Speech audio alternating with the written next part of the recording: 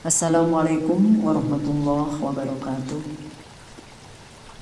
Puji dan syukur kita panjatkan kehadirat Allah Subhanahu wa Ta'ala, karena atas berkat rahmat dan karunia-Nya kita diberikan kehidupan sampai saat ini. Salawat beserta salam semoga tetap tercurah kepada junjungan kita Nabi Agung Muhammad sallallahu alaihi wasallam, keluarganya, sahabatnya, serta kepada kita sekalian sebagai umatnya.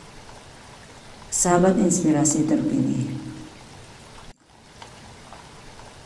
sebagaimana kita ketahui bersama bahwa manusia diciptakan oleh Allah Subhanahu wa Ta'ala agar mampu bekerja keras dan memakmurkan bumi. Allah menciptakan manusia dalam bentuk yang paling sempurna dan sebaik-baiknya, serta menganugerahkan segala apa yang ada di langit dan bumi beserta isinya, seperti yang tersebut dalam firman-Nya yang artinya, sesungguhnya kami telah menciptakan manusia dalam bentuk yang sebaik-baiknya. Quran Surat At-Tin ayat 4. Sahabat inspirasi terpilih, pada sisi lain, pada diri manusia secara khusus terdapat beberapa kekurangan ataupun keburukan yang tidak dimiliki oleh makhluk lain yang tidak dibebani tanggung jawab.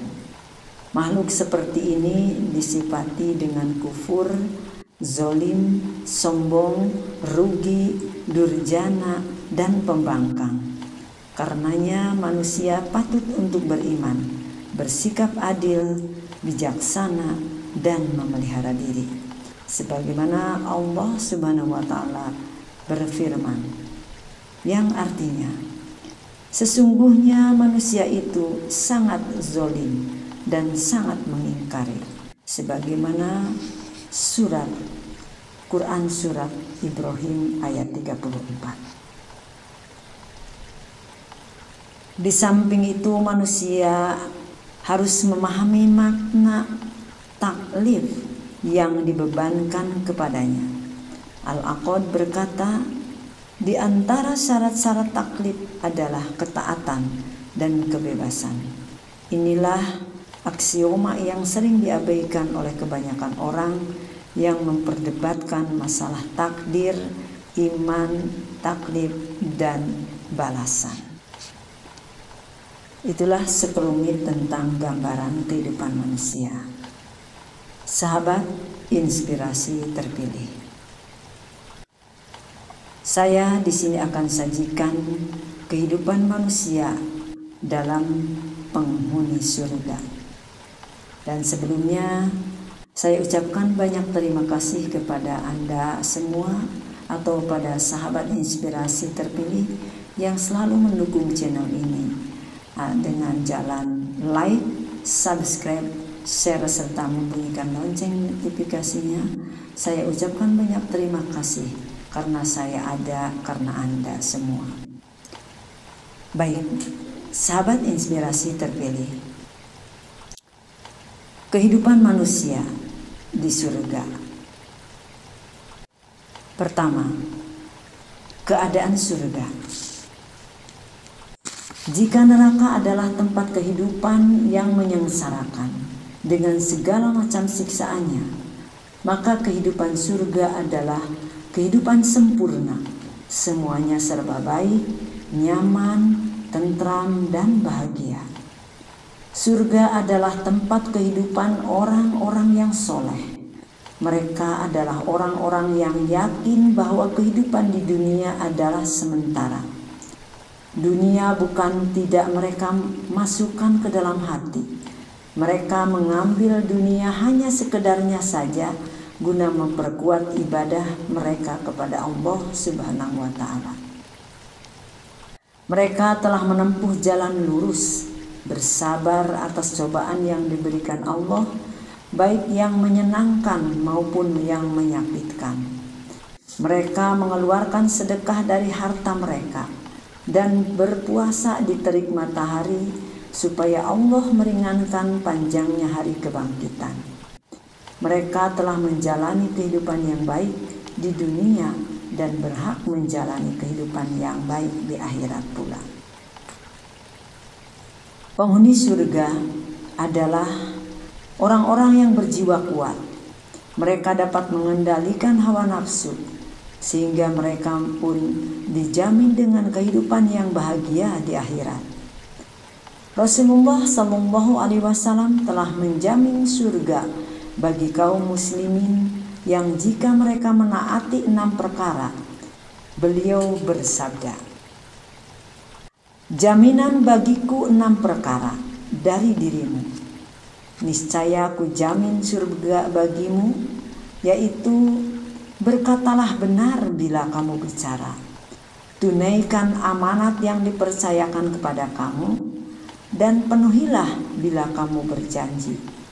Peliharalah kemaluanmu, jagalah matamu, dan pejamkanlah matamu dari berbuat maksiat."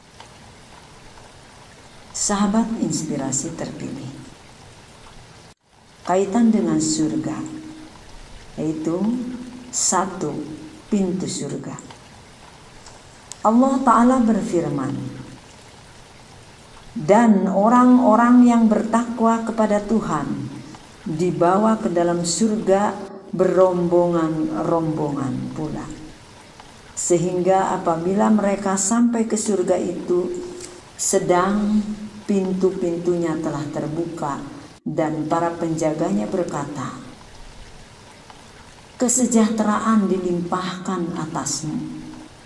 Berbahagialah kamu, maka masukilah surga ini, sedang kamu kekal di dalamnya."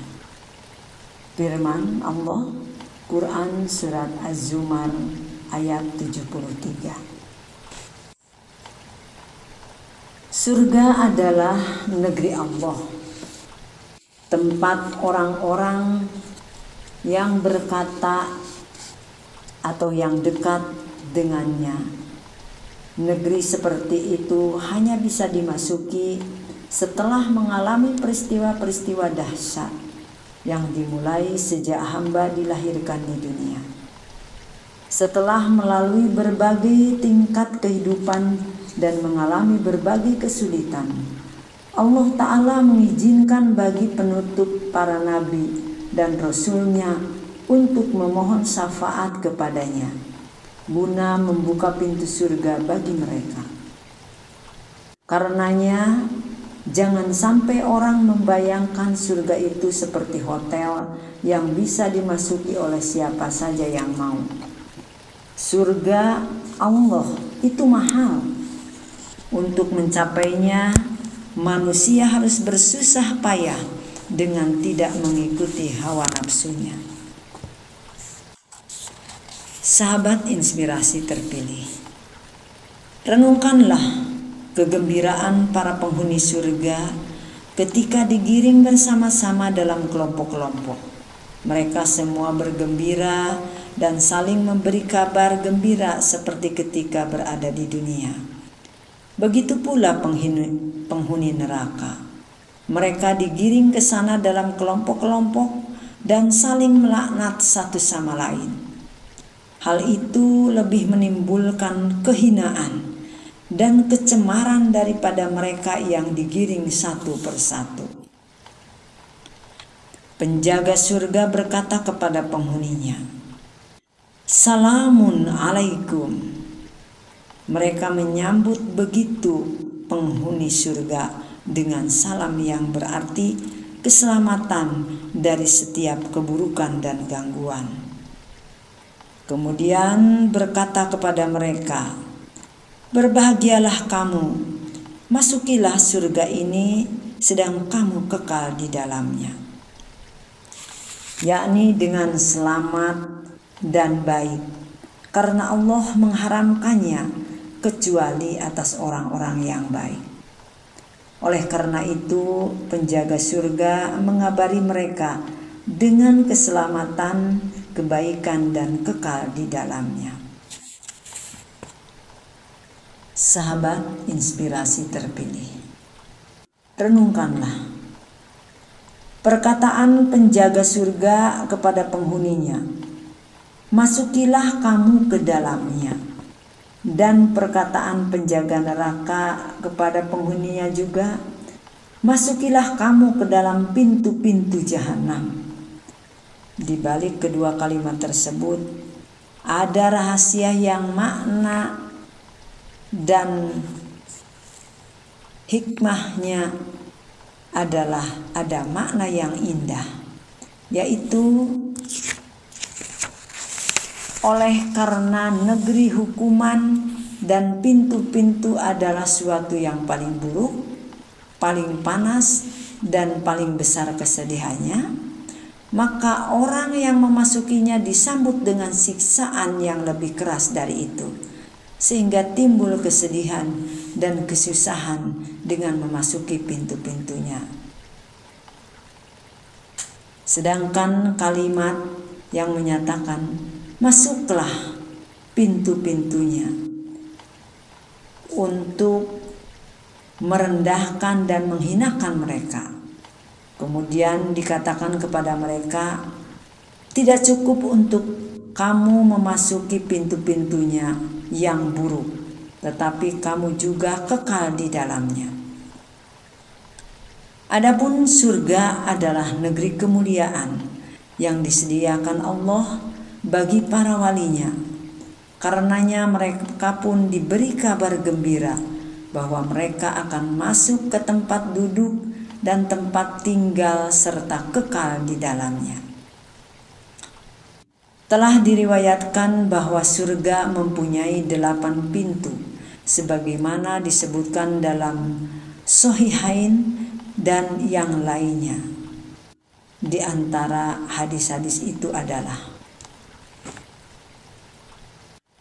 dari Sahal bin Sa'ad radhiyallahu anhu bahwa Rasulullah sallallahu alaihi wasallam bersabda,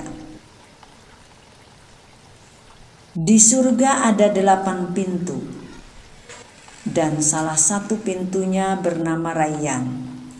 Ia hanya dimasuki oleh orang-orang yang banyak berpuasa. Dari Abu Hurairah radhiyallahu anhu bahwa Rasulullah sallallahu alaihi wasallam bersabda, barang siapa membelanjakan 2 macam dalam suatu keperluan demi agama Allah, ia pun dipanggil dari pintu-pintu surga. Hai hamba Allah, ini adalah kebaikan. Barang siapa yang banyak melakukan sholatnya, ia pun dipanggil dari pintu sholat. Dan orang yang termasuk ahli jihad, ia pun dipanggil dari pintu jihad. Barang siapa termasuk ahli sedekah, maka ia pun dipanggil dari pintu sedekah. Barang siapa termasuk ahli puasa, ia pun dipanggil dari pintu Rayyan. Kemudian Abu Bakar berkata, ya Rasulullah, ayah dan ibuku menjadi tebusanmu. Bukanlah keharusan atas setiap orang yang dipanggil dari pintu-pintu itu. Apakah ada orang yang dipanggil dari semua pintu itu? Nabi Shallallahu Alaihi Wasallam menjawab, ya, dan aku berharap engkau termasuk mereka. Hadis riwayat Shahihain. Dari Umar bin Khattab dari Nabi Shallallahu Alaihi Wasallam, beliau bersabda,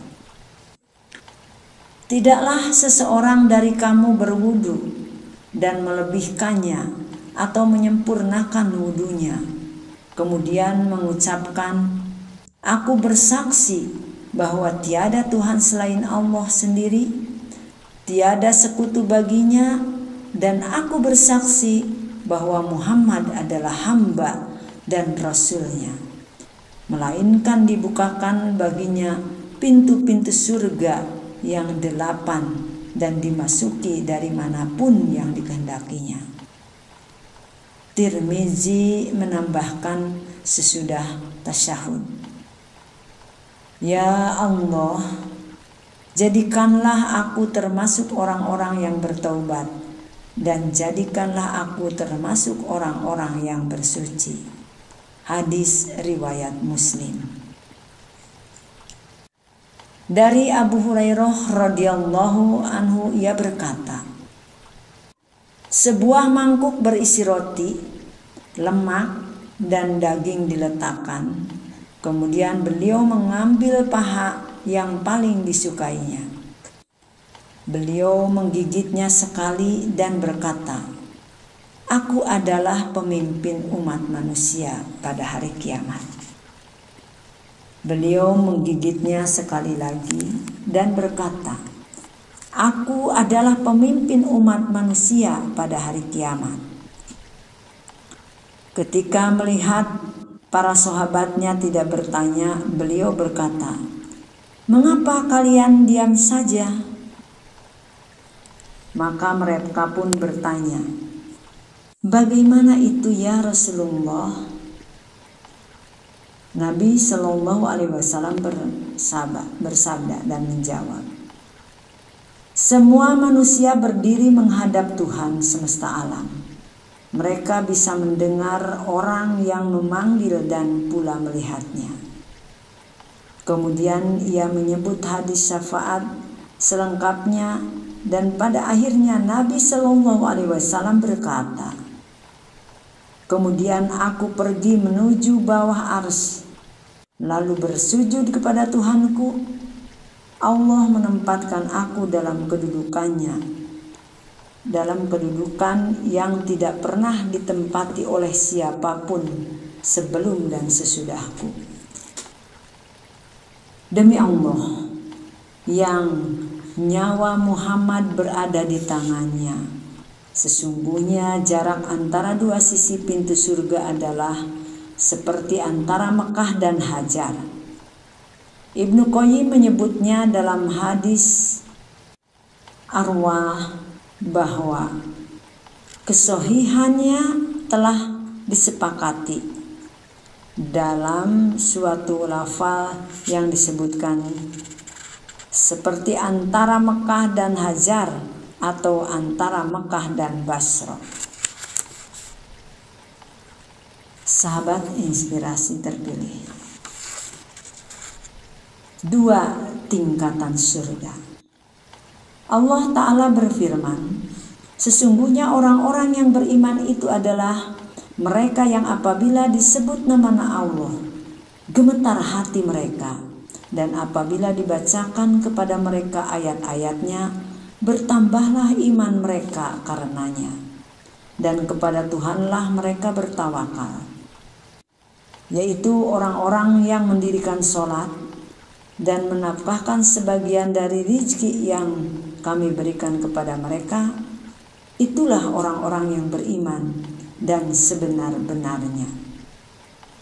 Mereka akan memperoleh beberapa derajat ketinggian di sisi Tuhannya dan ampunan serta rezeki atau nikmat yang mulia. Quran Surat Al-Anfal ayat 2-4. Dan Allah berfirman, yang artinya, apakah orang-orang yang mengikuti keridhaan Allah sama dengan orang yang kembali membawa kemurkaan yang besar dari Allah dan tempatnya adalah jahanam? Dan itulah seburuk-buruk tempat kembali, atau kedudukan mereka itu bertingkat-tingkat di sisi Allah, dan Allah Maha melihat apa yang mereka kerjakan. Quran Surat Ali Imran ayat 162-163.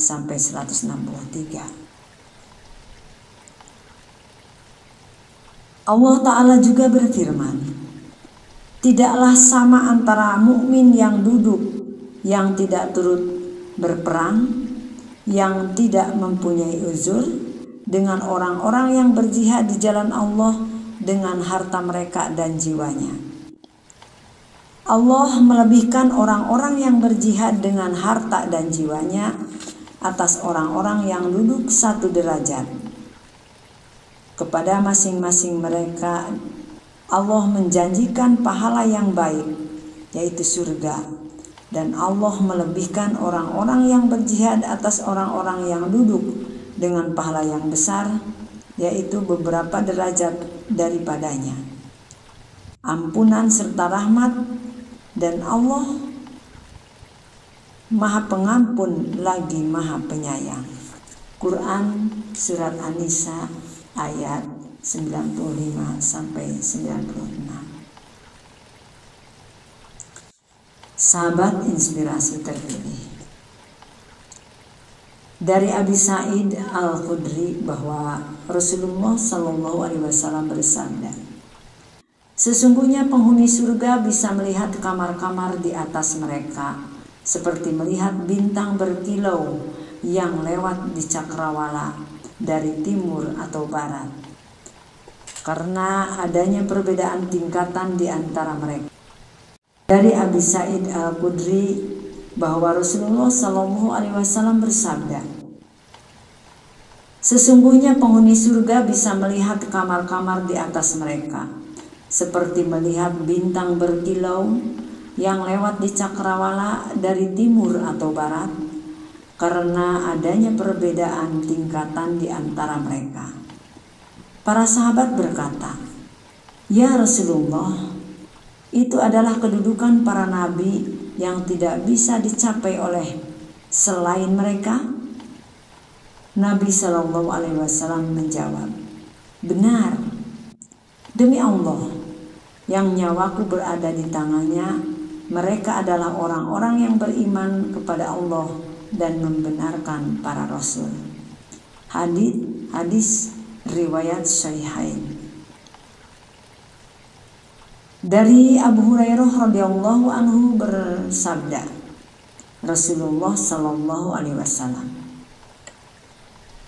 di dalam surga ada 100 tingkatan yang disediakan Allah bagi orang-orang yang berjihad untuk membelanya, dan antara setiap 2 tingkatan adalah seperti antara langit dan bumi. Apabila kamu memohon kepada Allah, maka memohonlah kepadanya surga Firdaus, karena ia adalah penghantar surga yang tertinggi dan di atas arsy Ar-Rahman, serta dan disitulah memancar sungai-sungai surga. Hadis riwayat Bukhari. Juga diriwayatkan bahwa antara tingkatan yang satu dengan tingkatan yang lain berjarak perjalanan 100 tahun.